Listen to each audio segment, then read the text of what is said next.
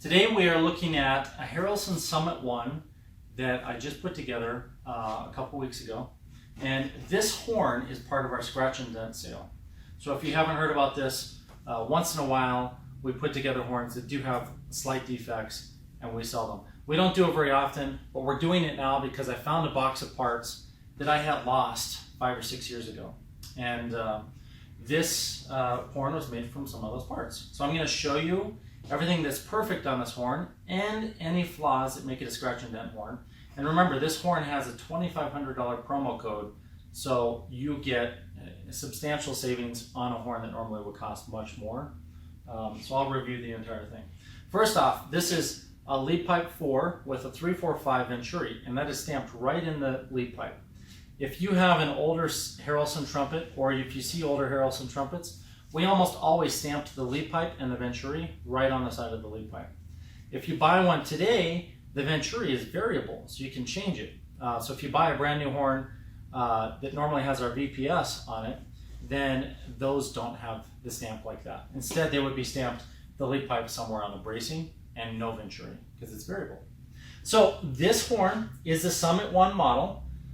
We only did 100 of these horns. I think I had maybe 3 sets of the Summit 1 bracing that were defective one way or another. So those are part of the 100. And they've been sitting in a box, just kind of set off to the side.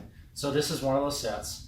And I couldn't find any real flaws to this bracing, except that I had stamped some things on the top that were not accurate to this horn. And really it looks almost like gibberish. It says a bunch of letters and numbers, and I don't remember why that was stamped that way. On the underside is stamped the date it was built, which was in September. And on this side, it says lead pipe 4, Bell 1 XLT. On the top, Harrelson is engraved, and on this side, Summit 1 and my signature. So all of that you would find on normal Summit 1 trumpets.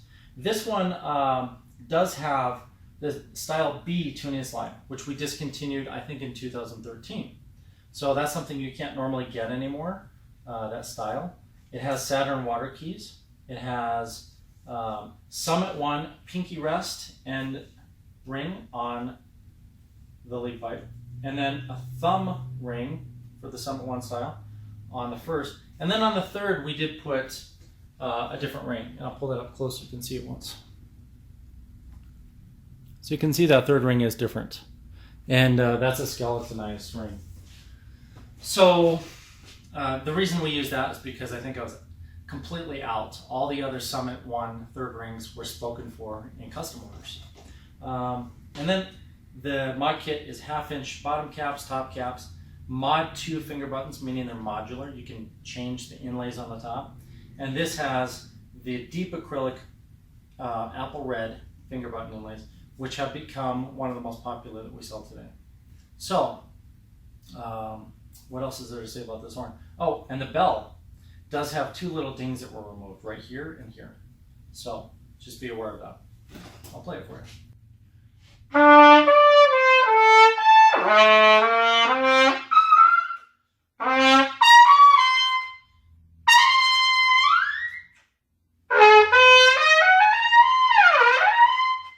There it is.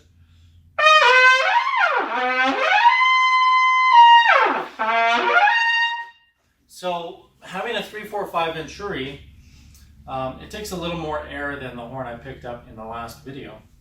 And in my mind, I'm thinking, well, what's different about it? Because I'm trying to demonstrate it for you. And what I feel is that even though it's more open, the slots are not real hard. Instead, there's a lot of flexibility. And because we don't have a Venturi gap receiver on here, we're really limited by the gap setting that the backbore creates. Now, because I have a 5mm modular mouthpiece, you can buy a backbore in any length. So you could control the gap setting by changing the backbore length. Since we make them all, that shouldn't be a problem for you. But the setting I have right now does feel really good.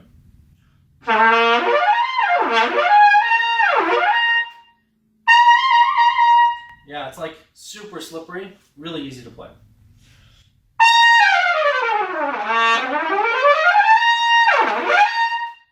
All right.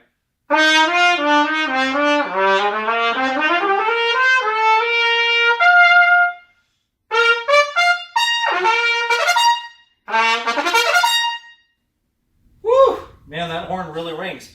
So it's got this really big, warm, vibrant sound. It's got the warmth, and it's got some of the sizzle. And if you push it hard, it will actually sizzle just like a lead horn.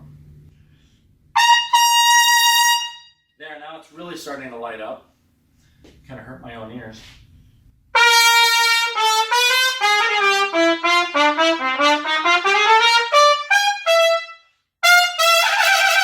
Yeah, so it really, really sizzles. And it's a powerhouse. I can feel it. The Summit One was specifically designed to be a lighter horn that offers a lot of inertia, meaning that you're going to put less energy in and get a lot more sound out. So compared to a Yamaha or a Bach, even the top of the line Yamaha or Bach, this horn is going to play so much easier just because it was specifically designed to have standing wave efficiency. All right, so that is our Summit One model that we have in the Scratch and Dent sale. Remember, you can save $2,500. First come, first serve. I only have one of this horn, so once it's gone, it's gone. I'll probably even delete this video because the whole point is to get these horns into people's hands who can't normally afford one of our highest end brand new horns that doesn't have a scratch or a dent. So I want to thank you for joining me, and I'll see you next time.